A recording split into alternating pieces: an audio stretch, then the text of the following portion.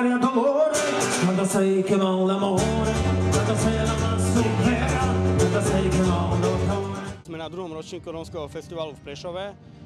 Kultúrny program alebo festival som zostavil tak, že ako aj minulý rok, že v prvom bloku vystupujú v podstate amatérske skupiny detských folklórnych súborov. Tak ako minulý rok, tak aj tento rok chcem im dať príležitosť, aby sa mohli ukázať. No a druhý, ten gala koncert, to je druhý blok, ktorý začne o 6:00.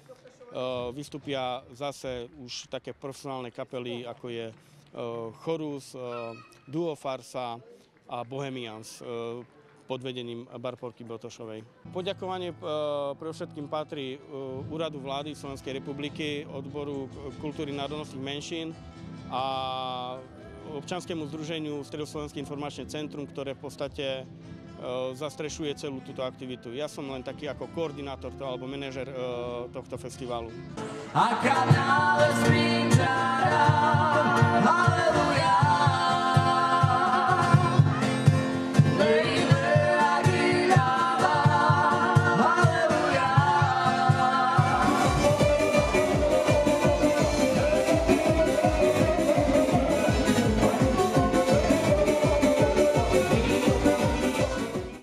Aká bola podpora finančná na tento festival?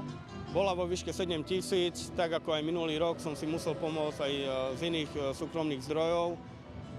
Aj dneska mám tu 100 účinkujúcich, čo je veľký počet a zabezpečiť pre nich strávnu jednotku, pitnú jednotku, je veľmi, a ešte aj cestovné, tak má to vysoké náklady. Takže finančná podpora nie je veľká, ale dúfajme, že budúci rok ako náš festival bude v tak už ušiach niektorým ľuďom ako znieť, že uznajú, že treba tento festival podporiť aj vyššou sumou.